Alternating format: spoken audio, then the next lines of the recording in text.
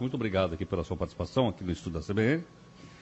E eu queria te perguntar o seguinte, por que dimensão espiritual nas organizações? Afinal de contas, o objetivo último de uma organização não é ganhar dinheiro? Onde é que entra o espírito nisso? As organizações, elas têm algumas dimensões, né? As mais conhecidas e em que as empresas mais atuam são as dimensões, vamos dizer assim, materiais, que administra todo o seu aspecto de propriedades, de bens, fluxo de caixa, né? O seu ambiente estratégico para definir políticas, etc. E a questão que eu chamei de dimensão espiritual se refere às pessoas. Né? Ao conjunto do quê? Do que a gente chama de um capital humano da empresa? Um capital humano. Muito embora as organizações acabem utilizando mal esse potencial humano, que fica sempre sob a influência de outros aspectos da organização que não o aspecto humano propriamente dito. Eu entendo que o aspecto humano ele é muito abrangente, né? Por isso a questão da dimensão espiritual, porque, na verdade, as organizações até agora, elas foram estruturadas mediante um modelo de ser humano, né? Lá, então, no começo do século, na era industrial, qual era a parte do ser humano que ficava mais envolvida com as organizações? Era aquela parte que estava muito mais ligada à produção. Então, as escolas clássicas de administração, lá no começo do século, entendiam que o ser humano bastava que ele se alimentasse bem para ele estar motivado para trabalhar. Essa era a expectativa. Depois, logicamente, as escolas na época, foram... então, vamos dizer assim, o que movia era o cidadão não morrer de fome. Não morrer de fome. Ele recebia o salário e para isso ele trabalhava. Exatamente. Hoje isso não é suficiente? Hoje não é mais suficiente. Então as escolas foram evoluindo, outros aspectos sob o entendimento do ser humano foram sendo assimilados por essas escolas. Depois já surgiu a escola comportamental, dizendo que o ser humano, além da sua sobrevivência física, precisa também da manutenção do seu aspecto psicológico, social, aspectos que o motivam para trabalhar, que não só o aspecto da sobrevivência. Mas, via de regra, as empresas pararam por aí. Pararam, é? Por que pararam, Celso? Porque, na verdade, existe todo um movimento, acredito, né, para que o ser humano possa se expressar na sua plenitude. E isso acontece também, obviamente, fora das organizações. Muito mais fora, aliás, do que dentro. Então, o que aconteceu? Até no meu primeiro livro, que chamo de Processo de Individuação nas Organizações, eu mostro a evolução da história do indivíduo paralelamente à evolução da história das organizações. E o que aconteceu é que hoje os interesses das pessoas estão muito mais à frente do que os interesses das organizações. As organizações ainda estão com aquele interesse, que é aquela pergunta que você fez no final. Bom, o objetivo não é ganhar dinheiro? Só que o objetivo das pessoas hoje em dia, claro, além de ganhar dinheiro, as pessoas estão preocupadas com outras coisas. Quer ter alguma satisfação pessoal. Exatamente, com a sua busca de realização pessoal, com a sua busca espiritual. Cada vez mais a gente vê esse movimento espiritual se alastrando na sociedade, em várias ramificações, em várias dimensões. Mas o fato é que há essa busca. Agora, Celso, mas isso não atrapalha, então, voltando àquela questão, você do objetivo último da empresa, que é ganhar dinheiro para poder remunerar os seus acionistas? Eu diria que há um conflito. Há um conflito? Há um conflito. E eu acredito que, na verdade, a empresa ideal, ela ainda está longe de acontecer. Mas existe um fato inevitável. As pessoas estão buscando seus caminhos espirituais e eles estão hoje em rota de colisão com os interesses das empresas, o interesse do mundo capitalista.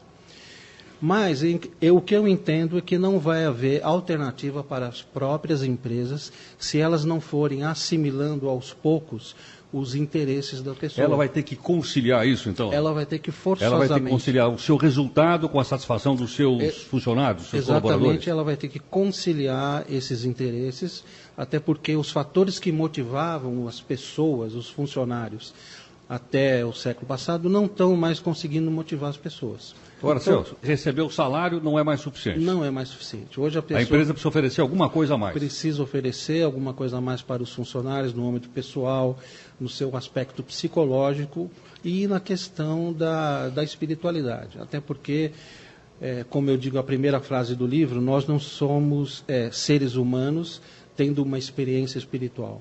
Nós somos seres espirituais tendo uma experiência humana. Então, se nós somos seres espirituais, na verdade não há como a gente ir trabalhar e deixar o espírito do lado de fora da empresa. Você carrega o espírito para fora, para dentro da empresa. E a empresa precisa olhar para isso.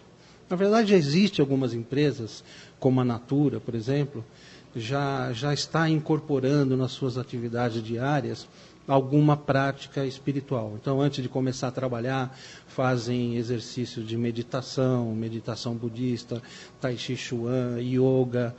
Então, aos poucos, as empresas estão absorvendo essa cultura mais voltada para a questão espiritual.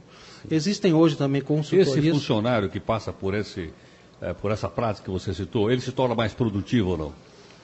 Ah, sim, evidentemente, porque, por exemplo, essas práticas, elas promovem, em primeiro lugar, né, promovem um relaxamento da pessoa, uma introjeção dos valores que a pessoa traz dentro de si, ela consegue ficar mais consciente e também, principalmente, ela consegue fazer as suas atividades rotineiras com muito mais satisfação, porque ela traz isso para uma outra dimensão dela, para a sua alma, vamos dizer. Então, ela começa a fazer toda a atividade não só com aquela preocupação mental ou com aquela preocupação física, mas ela está inteira no processo. Isso altera o resultado da empresa? Sim, significativamente, porque se você tem uma equipe motivada, se você consegue estabelecer que a empresa consiga estabelecer uma ligação entre os seus colaboradores e os valores que ela tem, e aí é importante que se diga que a empresa, na verdade, mais do que fazer práticas espirituais dentro da empresa, ela precisa ter valores espirituais, porque se ela não tiver, ela não vai conseguir sustentar. Dá um exemplo, então, de um valor espiritual que uma empresa possa ter. A empresa pode definir alguns valores que vão fazer parte de sua missão. Toda empresa tem a sua missão. E essa missão, normalmente, está escrita em algum lugar, é uma coisa formalizada dentro da organização. A empresa pode, dentro da sua missão, estipular valores. Então, por exemplo, é uma empresa que acredita que o ser humano tem uma capacidade, além da sua capacidade psicológica, tem uma capacidade de transcender essas dimensões básicas e ela pode trabalhar dentro desses valores e pode começar a incutir dentro dos seus colaboradores todos esses valores. Agora, Celso, uma vez como você está escrito isso na missão da empresa, ela tem que cumprir, né? Tem que cumprir. Porque se ela não cumprir, ela vai se desmoralizar diante dos seus funcionários, ou não? Exatamente. E é o que ocorre, vamos dizer assim, na maioria dos programas estratégicos, quando envolve a questão da humanização dentro da empresa, o que ocorre, na grande maioria dos casos, é que esses valores só ficam pendurados na parede. Eles não saem da teoria. E algumas a gente vê logo na entrada. Quando você entra na portaria principal da empresa, já está escrito lá fora. A missão dessa empresa. Mas normalmente é uma coisa... O que é aquilo? É marketing? Aquilo às vezes é marketing, às vezes é o interesse de ganhar alguma certificação, mas o fato é que quando as empresas esbarram na dimensão humana, eles começam a ter muitas dificuldades, porque a dimensão humana é uma dimensão que as empresas não estão muito habituadas a trabalhar. Porque todas as outras dimensões da empresa são dimensões muito previsíveis. Sim, e quantificáveis. Quantificáveis, já você pode medir. A dimensão humana já é uma questão mais qualitativa. Isso, é muito complicado lidar com elas. E o fato é que as empresas, pelo motivo de terem relegado o ser humano nos últimos 300 anos a um segundo plano, hoje eles têm muita dificuldade, os empresários, de uma maneira geral, têm dificuldade de lidar com essa dimensão. Sobretudo com essa dimensão que eu estou propondo no livro, que é a dimensão espiritual. Né?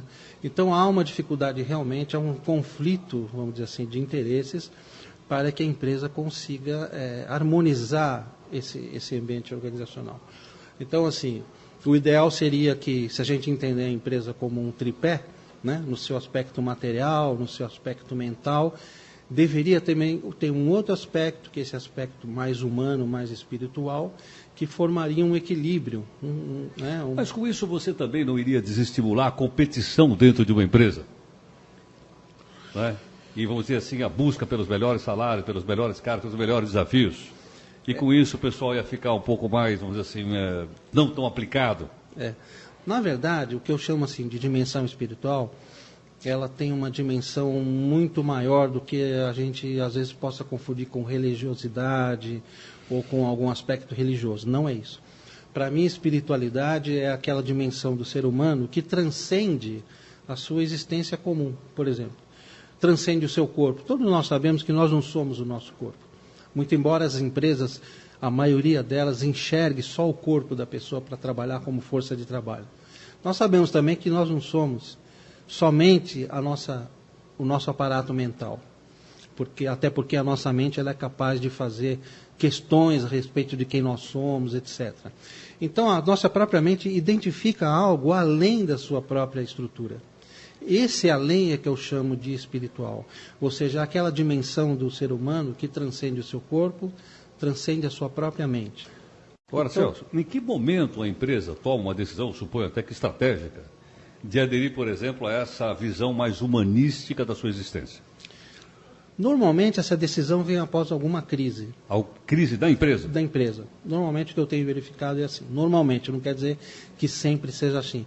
E, normalmente, isso parte do próprio fundador da empresa, do presidente, do dono, do primeiro homem da organização, quando ele até mesmo passa por algum processo... Sim. Quando ele é capaz de identificar isso? De identificar. Ele começa a identificar que existe alguma coisa a mais nesse mundo dele, em primeiro lugar, e ele estende isso para as organizações. Aí ele começa a fazer um movimento dentro da própria empresa para tornar o trabalho mais humano. Na verdade, o que eu chamo assim de dimensão espiritual é uma humanização mesmo, tornar o ambiente de trabalho humano, né? Agora, então a gente pergunta, o que é o ser humano? Será que o ser humano é só um corpo? Será que o ser humano é só a mente? Tem alguma coisa a mais do que isso? Ah, tem. Então vamos investigar o que é isso. Né? Por que as pessoas têm aflições, as pessoas têm uma busca... Mas Celso, essas coisas todas a gente não devia ter deixado lá de fora da empresa, a hora que a gente entra para trabalhar? Então, isso é o que normalmente acontece. Normalmente as pessoas fazem isso? Normalmente fazem isso. Inclusive os seus diretores? Inclusive. E normalmente, então, por causa disso, é que está havendo hoje um movimento na sociedade em que o indivíduo está buscando o seu espaço, até fora das organizações, como realização pessoal. O próprio movimento aí de autoajuda, né, que foi um fenômeno cultural... Sem dúvida. Foi promovido até por esse aspecto. Os indivíduos não encontram mais. Uma vez que o indivíduo está dentro da organização de 10 a 12 horas por dia e ele não se sente realizado, ele começa a buscar fora das empresas o seu ambiente de realização. E o fenômeno de autoajuda foi uma expressão muito significativa dessa busca espiritual. Sim, mas né? É possível, então, você buscar uma conciliação do seu ideal pessoal, enquanto ser humano, e o seu trabalho numa determinada organização? Sim, é perfeitamente possível. Acontece que, por exemplo, no nosso mundo capitalista, ocidental, a gente sempre fez uma divisão. Uma coisa é ganhar dinheiro, outra coisa é você se preocupar com o seu espírito, com as suas realizações. Sim. Agora, no Oriente, não. No Oriente, não. Né? Justamente acontece... Aliás, eu me lembro, há muitos anos atrás, um supermercado que havia no Brasil, que acho que foi que trouxe pela primeira vez essa praia, uns 40 anos atrás, em que todos os funcionários faziam uma meditação antes de começarem o seu dia de trabalho. E as pessoas davam risada disso. Achavam que era maluquice. Exatamente, porque na cultura ocidental isso não é muito usual, né? Então há essa crença, essa divisão, vamos dizer assim, cartesiana, né? Que a nossa sociedade assimilou muito bem, que na verdade você tem um corpo, você tem um espírito, mas o espírito é para você ir na missa do domingo ou fazer uma prática quando estiver fora da empresa, e isso é devido a uma falsa visão que as pessoas têm da questão espiritual. Nós estamos acostumados a ver a espiritualidade somente em coisas muito distantes da gente. Deus está lá no céu, a igreja a gente só vai ao domingo. Então são coisas que normalmente a gente trata desassociadas das nossas atividades diárias. O que já não acontece, por exemplo, com o oriental. O que isso tem a ver, por exemplo, com ética? Na medida... Ou é coisa independente da ética? Não é coisa... Ou está entrelaçado? Está interligada. Na medida em que você define, por exemplo, a missão da organização, se você coloca dentro da sua missão valores espirituais, obviamente você vai estar atrelando isso à ética pertinente a própria condição da tua espiritualidade, né? Então, essas coisas estão atreladas. Agora, Celso, me responde uma coisa. E na prática, como é que funciona isso? Na prática, o gestor da empresa, o presidente, reúne todo mundo e diz, olha, a partir de hoje, a nossa empresa vai ser uma empresa humanizada. E saiu daqui ou não? Eu acho que começa assim. Começa assim. O principal da empresa, ele tem que dar o chute inicial. Sei. Né? Se não partir dele... Se não partir dele, fica difícil. Porque se a missão de uma organização, e onde vão estar estabelecidos esses valores maiores, tem que partir da alta cúpula. Porque eles aqui no final vão ter que sustentar isso. Se isso começar na base, a tendência é que isso não suba. Né? A tendência é que isso se perca no meio do caminho, porque não vai haver alguém que acabe dando uma sustentação. Então, se o próprio dono da organização, se o próprio presidente não acredita nesses valores, ele não vai dar sequência a essa atividade. Mas ele é tomado quase como um símbolo, é isso? Ele é um líder, né? É um líder. É um líder, então ele vai ser um espelho para toda a organização. Né? Então, ele tem que estar à frente disso. Ele tem que estar. E tem que acreditar. E tem que tomar a frente disso e acreditar antes de tudo. Porque se ele não acreditar, obviamente ele não vai sustentar. Ele não vai conseguir passar isso. Exatamente. Se ele acredita que a empresa é realmente uma instituição só de fins lucrativos, obviamente ele não vai sustentar esses valores. Ele é só preocupado com o resultado da empresa. Só com o resultado. Em poder remunerar lá os acionistas. Exatamente. Agora, quando ele incorpora esses outros valores dentro da sua empresa, isso não quer dizer que ele